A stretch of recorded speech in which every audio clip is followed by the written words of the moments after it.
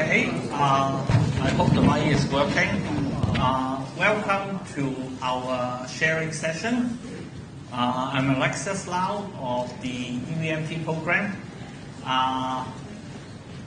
Actually, today I squeezed myself in because originally we have Professor Keith Chan, who's also our graduate, as well as a sharing by one of our recent graduates. So Keith is one of the earliest graduates from our program who is now teaching. But also we have a more recent graduate who is, I will let them introduce themselves.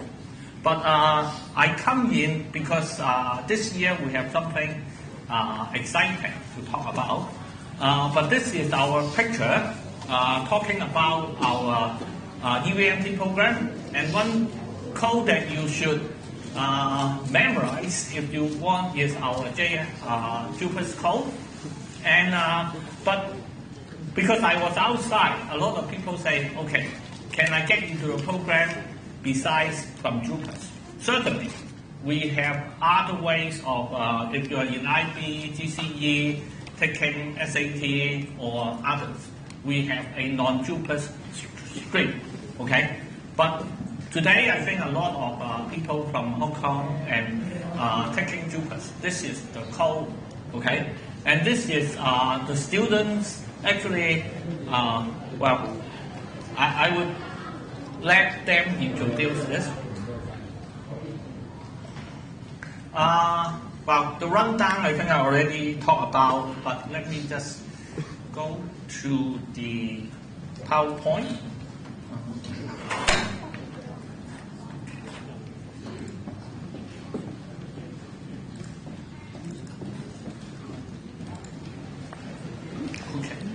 Okay, sorry.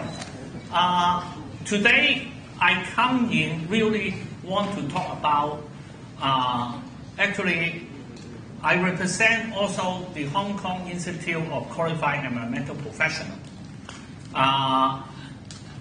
I'm also the head of the department here, but really I think it's important particularly for career, because we train a lot of students in environment, and we often hear parents or teachers sometimes advise the students who are interested in environment, used to say, well, environment is really a passion. You can do it off your job, but you don't know, you cannot take this as a career path because there's not enough job there. Okay, I think that is something I would say maybe in the past that's true, but it's no longer true. If you really go out and listen to all this news and talking about how our planet, each place actually has to think about environmental protection. Okay?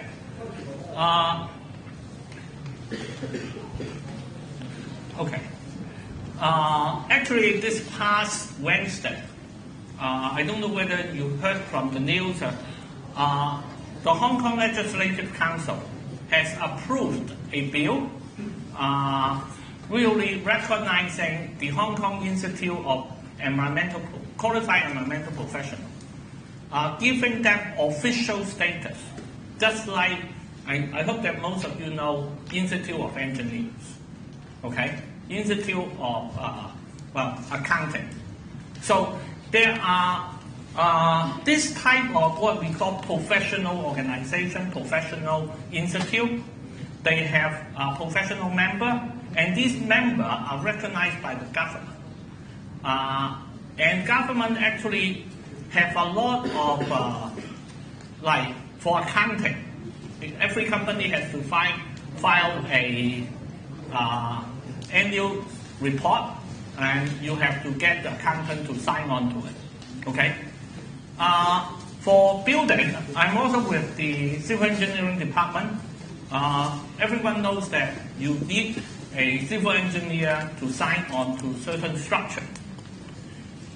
why the government is actually recognizing environmental professional as a new, actually it's the first institute recognized by the government after 1997. It's because there's really a lot of work that needs to be done that are related to environment. And to make sure this work are done with a qualified, with efficiency as well as with professionalism. That's the reason why the government is pushing for it. Because if anyone can say they can do it, and they may not be able to follow standard, may not be able to do it well. Okay? So the government sees this as very important if we want to compete, want Hong Kong to compete internationally. Say our student, our younger generation can do this with world-class standard. We need a mechanism to really get people to acknowledge that. So actually this is a 10-year effort. Okay, we start planning it, talking with the government, talking with industry, and then eventually it's established just 2 days ago. And that's why I kind of pushed them aside a little bit and sent this exciting news to everyone. Okay? So these are news which after the establishment, after the recognition, and you can go and see some of the news if you go back and check. Okay? But, okay, what does it mean if we have this professional status? Well, even now,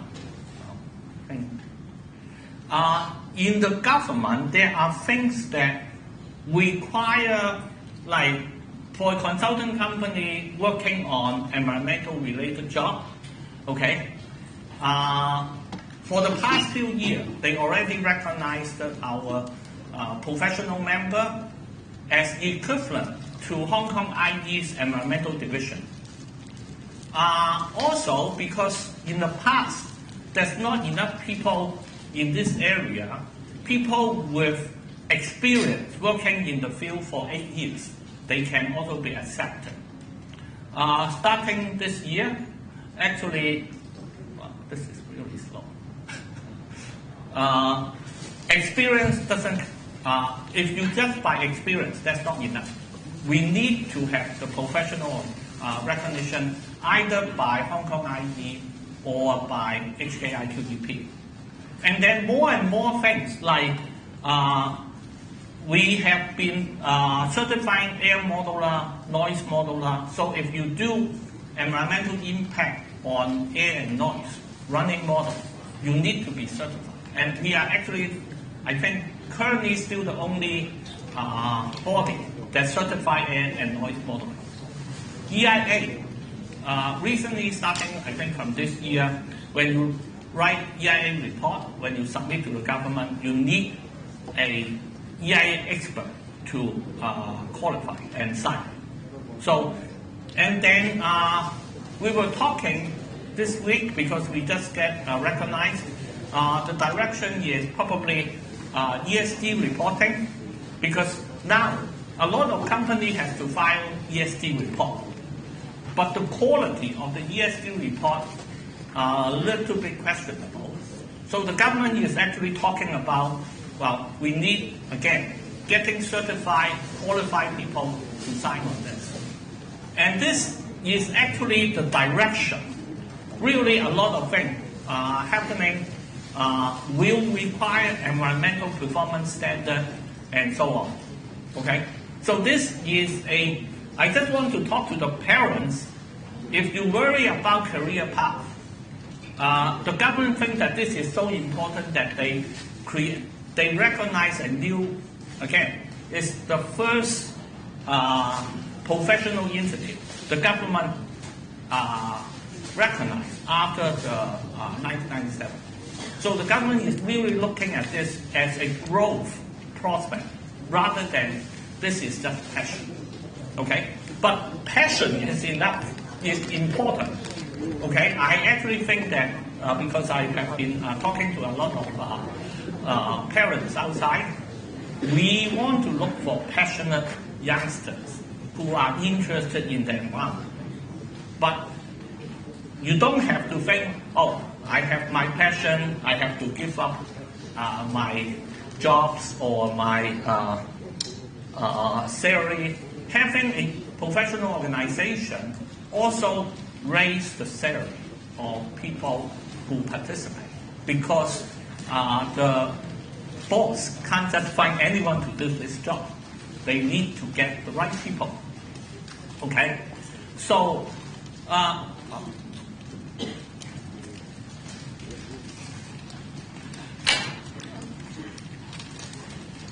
okay, even now, actually, we have been, as I say, doing this for 10 years. Again, some years ago, we already worked with the big business. And big business, they understand the importance of environmental work, and they already tell, sign a charter saying that people with our examination result, with our membership, they will recognize and use that as a criteria for recruitment or for promotion. Okay? I don't want to name names, but a lot of these big companies, if you want to rank to the environmental management level, you actually have to be a professional IQEP member. Okay? So this is already happening with the government's official recognition this past Wednesday. We will be making another big push for the other companies, because 45 big companies is one thing. We still have a lot of other companies, and we will introduce this. And we really think that this is a important thing for everyone to recognize. That's why I squeeze myself in. How to be a professional membership? Well, if you are studying, you already can be a student member. But just like any other professional membership, studying is not enough. Well, after you study, you need a few years experience. Just like doctor has to go to the hospital to practice, engineer also has to work somewhere to learn the real trade. So the same thing, for a professional qualification, we need 5 years after graduation if you get an acceptable degree. Okay, what do you mean by acceptable degree? It is something which the IQEP has recognized. Okay, EVMT is the first UG program already accredited and recognized by HKIQEP. Okay, actually we are the first, and we actually already gone through 2 cycles of accreditation. The first accreditation is always for 3 years. The second one, we pass the full accreditation, we get totally 8 years. So for students coming in this year, and actually for the next 4 years, they will be recognized, that their degree will be accepted, and they only need 5 years of working experience. If you're not from this program, but you're interested in working in environmental area, then you take 10 years to be eligible for taking the exam. So there's a big difference in terms of career path. Okay, these are the sectors of the IQEP membership, and if you look at this, a lot of consultants, and then government also, the biggest pile is consultancy, EPD, and then construction. But really, there's a lot of other sectors. Really, transportation, actually working in public utility, all this area. Okay? So, I would just say, why Hong Kong really do this? Number one is because we want to create a growth career path. Okay, we believe the need to do environmental work, and that is agreed by the government, agreed by the industry. So it's very important that we nurture the younger generation to do this. Okay, and this is agreed by the government, as well as the last one is aligning national priority. If you think about China, actually China, I would say, to many extent, is even more proactive than Hong Kong in terms of a lot of this environmental work. Okay, so aligning national priority and also trying to get our graduates. So I think everyone heard about this. I'm not talking about it, but then really, even for Hong Kong, okay, in the recent plenary of the Chinese government, they talk about some of the main things. And the green part I put up here, which again I don't go into, all has an environmental sustainability component. Okay? So we are really targeting to move first ourselves in that direction, and then get our people trained professionally with qualification. And we hope that our graduates, our people, can actually first work around this area and then go beyond. Because the need for sustainable work, sustainable project, green project is everywhere. Okay? I'm sorry, just too long. Okay, Keith.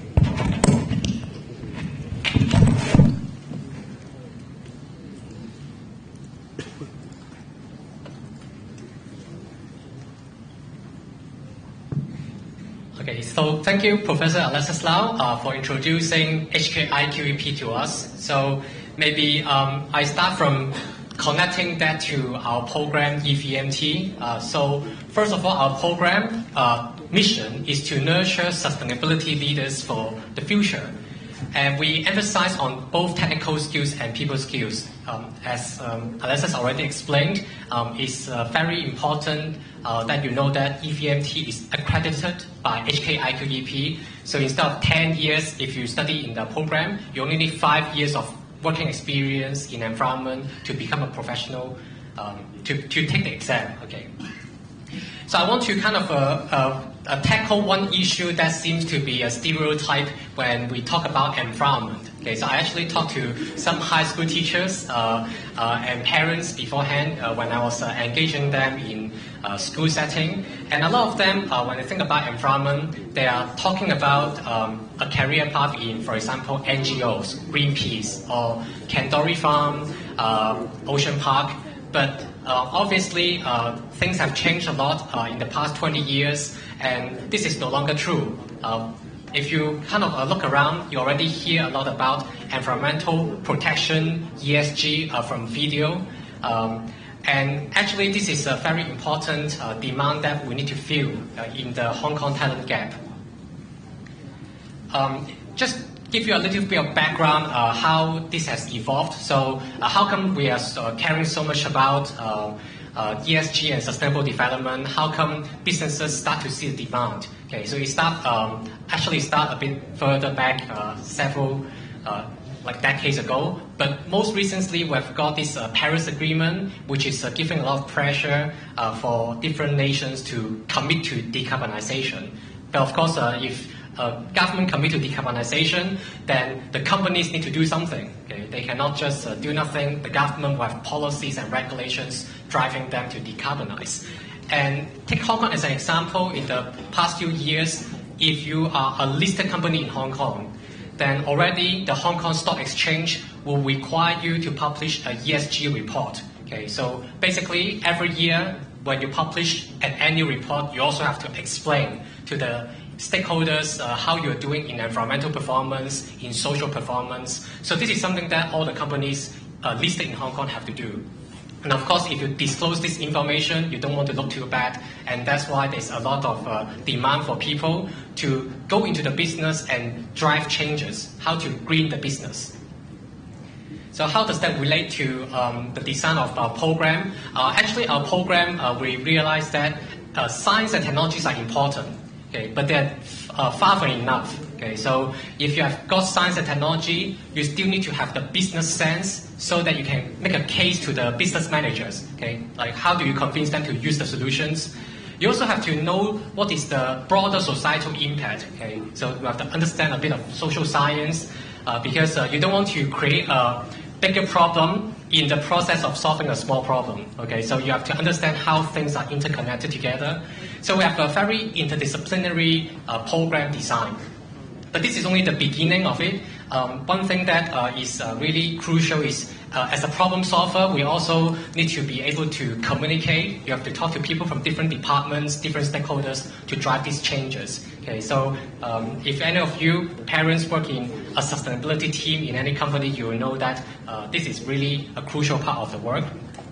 So that's why apart from knowledge and technical skills, we also emphasize a lot of extra and co-curricular activities. Okay, so we have got these business case competitions, mentorship programs, final year project with corporates, try to make sure that the students, the graduates from our program do not just know how to study, so they know how to solve the problem as well. Okay, so in the end, we put a lot of emphasis on communication skills, teamwork, leadership. These are the soft skills that are needed in order to solve problems in a complex setting. So we emphasize on a holistic development of the students, and we are able to deliver that because we actually have a very, we have around 30 to 40 students and a lot of attention and resources given to the students to develop them holistically. Just to give you some example, we have been organizing this study trip for the past 10 years already. Last year we went to, actually this year we went to Hangzhou and also Chiang Mai, okay, so just to expose the students to how sustainable development looks like, what are the sustainability challenges in other markets and countries. We also have this final year capstone project, which is a very important part of the curriculum. After the students learn all this interdisciplinary knowledge from our program, how do we give them an opportunity to create value and solve problems for companies? Okay, so in the past, we have a lot of support from companies and organizations in the industry. So you can already see some like familiar names. So Big Four companies, think tank, HSBC, and other many companies require sustainability talents these days. Okay? So I hope that this is like a message that we can get across to you. It's not just a limited sector. Like if you're a listed company, if you care about forward-looking business strategy, then you need to think about how to green the business. Okay, and then finally, we of course have a very extensive alumni buddy network because alumni share a lot of experience on how to develop a career, okay? How to develop a career path, and they are really supportive of our program. So for example, today, this information day, we have got alumni coming back to do the sharing. We're going to have a sharing by a recent alumni very soon in a few minutes.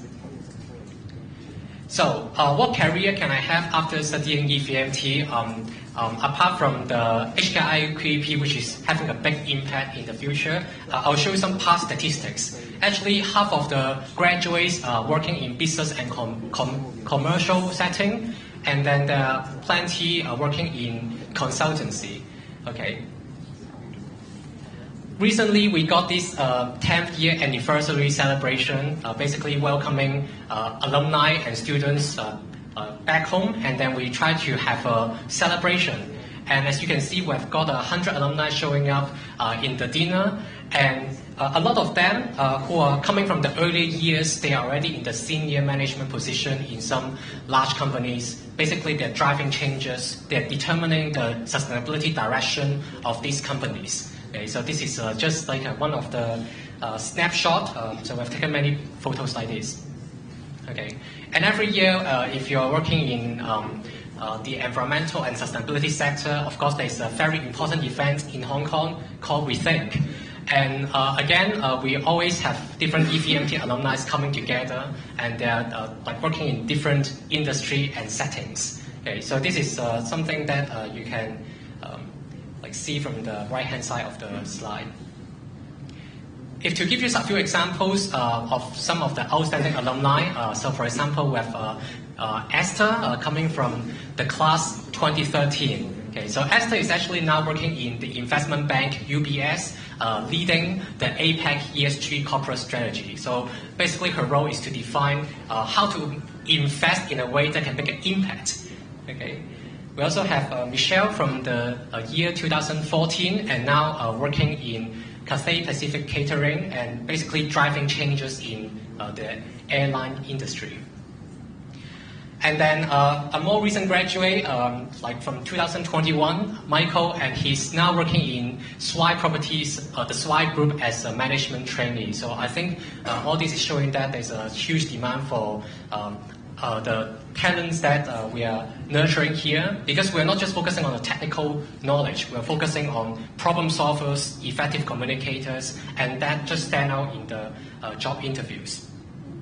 So finally, some very basic statistics. How do you get in? What is the requirement? So here is the distribution, and I think you can find all this information online, or you can talk to the students, helpers, or talk to us. There's a booth outside LTD. We put some emphasis on English language because, again, we expect students to be a good communicator and have critical thinking. The medium range is 22 to 26. I'm not going to go to too much details because you can find all these numbers online. Okay, so non-JUPAS, we also have some past statistics. If you're doing IB, that will be around 35 to 40 according to the past years. Okay, so again, EVMT students, I think, is very characteristics. We observe that there are some patterns of students who are drawn to the program. Okay, so first of all, they must be passionate, they care about the environment and sustainability, but they also like to take risk, they're outgoing, they're communicators, and all these are the characteristics that we hope we try to nurture in the students who get into the program. Okay. Already we see that some of the big companies in Hong Kong we have built a reputation in the industry, and some of them are proactively looking for graduates from our program. So they will say that, okay, we're looking for people from environmental management and technology. So that's our program. Okay, so now I've finished sharing some basic information. Maybe now I'll introduce Mr. James Hui, which graduated in 2023. Okay, so he will share about the career path.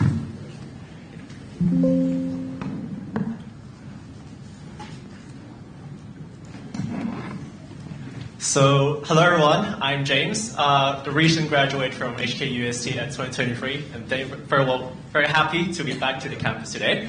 So, I'm the graduate from 2023, and as you can see, I've been joining UST since 2019, and I've started my major program as environmental management and technology at my year 2 of studies. So, for everyone's reference, there are multiple ways to get into this program. For instance, you can go for direct entry, which is highly dependent on your final examination grades after your high school. And for my path, I do what we call the major selection exercise, in which I enroll myself in one of the schools in the university, and then I will conduct a major selection exercise during my year 2 of studies, and then I declare my major in year 2, and I chose environmental management and technologies, which will depends on your interview skills and your GPA on the year 1 academics. And going back to the slides, I plan to have internship experience and from multiple nature and multiple skills. And to begin with, it's what I call the Blue Sky Technology, which is a startup that focuses on indoor air quality management and building management services. And moving forward, it's what we call Carbon Care Asia, which it's recently acquired by Deloitte, which has an expertise on sustainability reporting. And moving forward, I have put myself in what we call the internal sustainability function, the Hong Kong and Shanghai Hotels Limited, also known as the Peninsula Hotels. So all these internships kind of bring me a very clear perspective to understand what I really want after my post-graduation.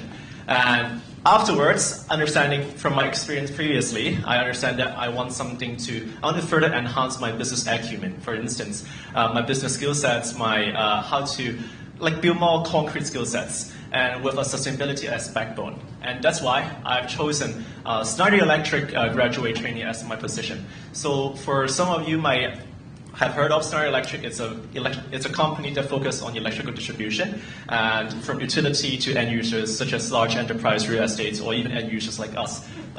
Your home may be using our light switches or even our socket and plugs.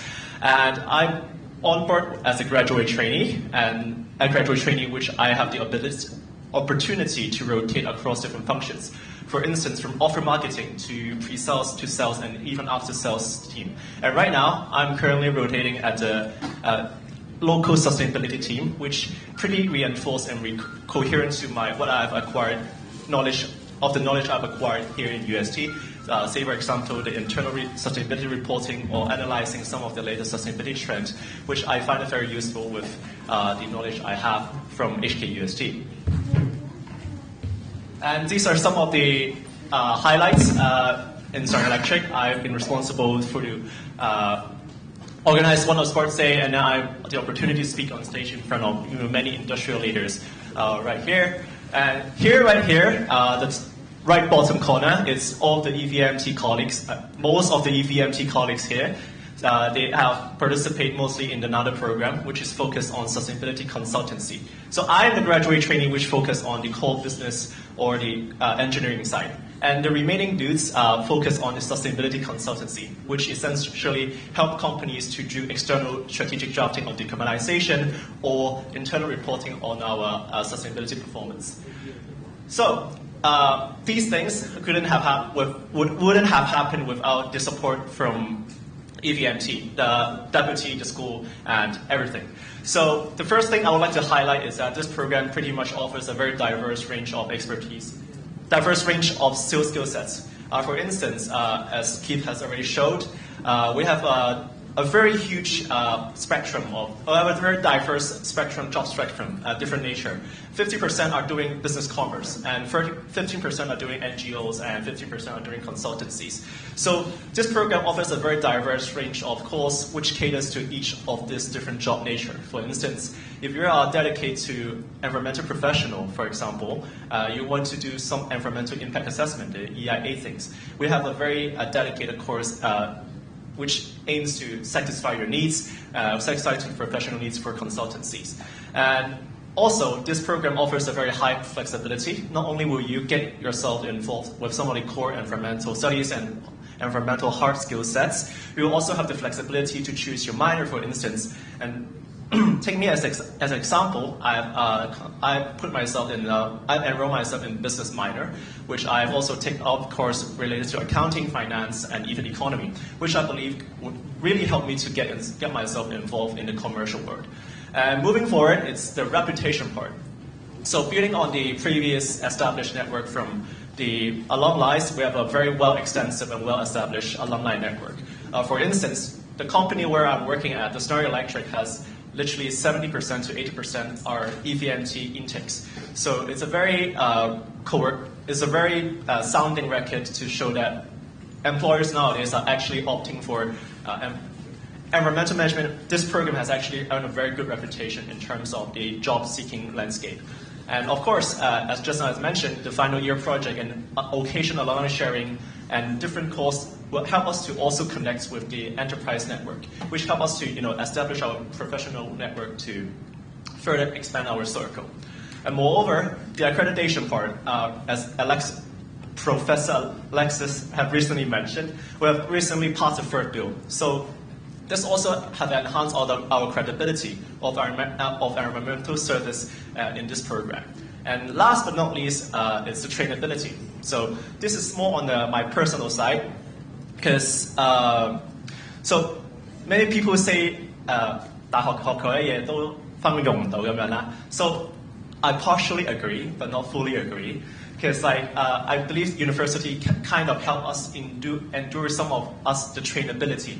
Eventually, there are many skill sets that we couldn't acquire in such a short time frame, a 4-year time frame. So I believe UST, especially relatively, very many competitive individuals are situated in this program, in this campus. You kind of endure you some competitive edge, what we call a trainability. You push yourself to beyond your limits. So I believe this program have concentrate many people, very talented people, and which pushed me to further develop a growth mindset and to develop a can-do spirit and a compromise spirit. So that's pretty much of my sharing, and thank you. I'm open to your questions. Okay, thank you, James. So I think we have got a few minutes left for Q&A. So if you have any questions you would like to ask, please raise your hand, and then we're going to pass the mic to you.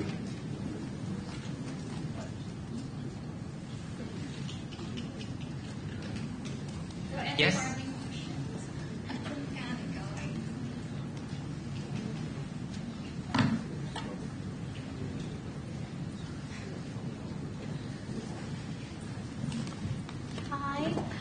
You mentioned that we for the graduate students we have like a shorter terms for internship, like working in Hong Kong with the accreditation.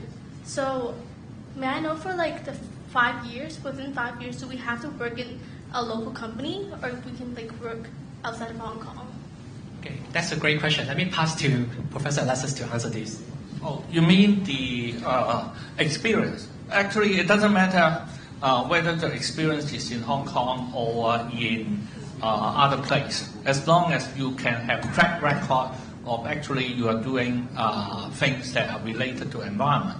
But it doesn't mean that your company has to be an environmental company. You can be in government, you can be working in an NGO, you can be working in a Levi's, for example. Because all these companies now have actually big departments working on sustainability and environment.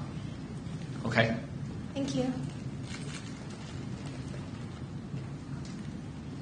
I see. May I know how is the recognition of the institution? I mean the qualification for the information of the PRC. Actually, this is a very good question, because Hong Kong is one of the first jurisdiction recognizing environmental professionals. We are now moving towards GBA to try to expand that. And because China actually is very proactive in environment, we are thinking that maybe trying to get them to have similar certification. On the other hand, in Europe, in Australia, in US, there are some type of similar, I would say, like in UK, they have chartered environmentalists.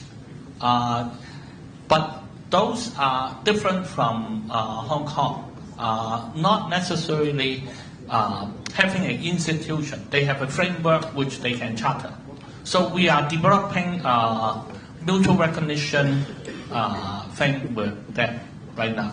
But our first target actually is really GBA as well as Southeast Asia, because those are places which the environmental quality of environmental work is not done as professional now, and they are in more need for that type of institution. So I don't. For career purpose, Yeah. it doesn't. Their qualification is not a must. In those places, it's not. In Hong Kong, it will become more and more a must. And this, again, is the need of society. The need of society is getting this type of work done more effectively and efficiently. If you get professional to do it, that's what you get. If you don't use professional, then you have a lot of problem when you do it, and that's why this is developed. How do you expect the years to come for mutual recognition?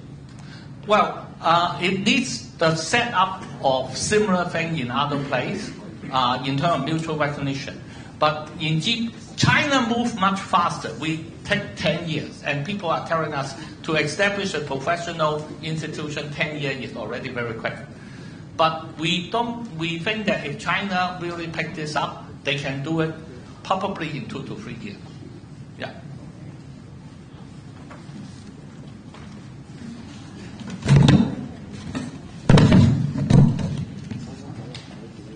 Good afternoon.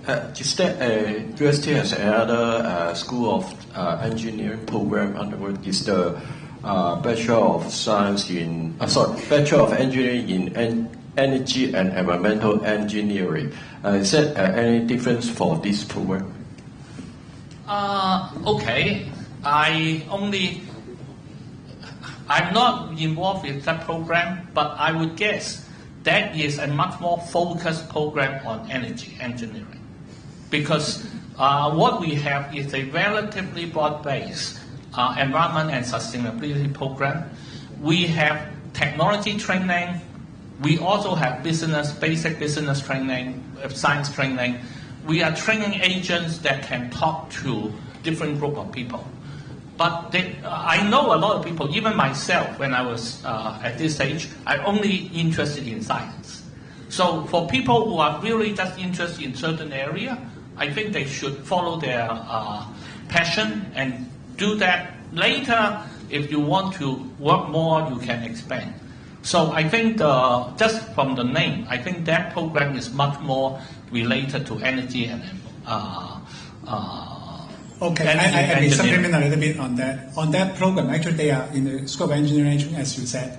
So in terms of the curriculum design, they are basically also fulfilling the charter of or accreditation by the HKIE, Institute of Engineers. So for those students like general engineering students, they are trying to pursue more technical peoples, solving these technical problems. But in our program, we focus on management. Means what we are driving our students into business, working with people, working with the policies and systems. So I think that may differentiate a little bit. And also following back that question, I think the ultimate question is how competitive our graduates will be.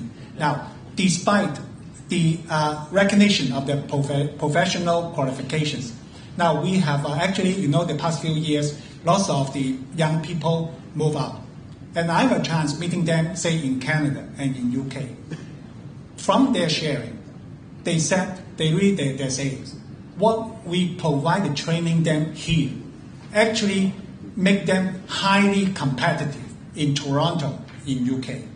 So I think in terms of training, in terms of career aspect, we do provide a very good foundation for our students. And of course, individual development, it depends on their chance and also their own aspirations.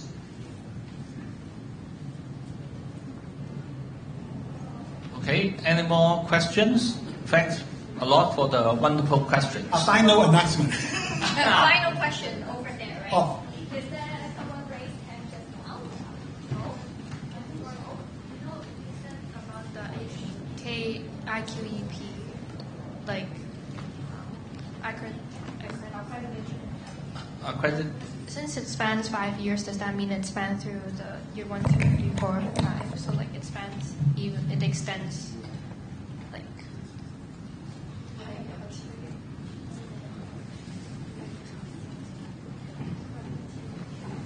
Oh, the question. Yeah, all our admitted students will be accepted. Yeah, on that. All right, so. By the way, if you have further questions, we have booth outside there. We will be there to discuss with you further.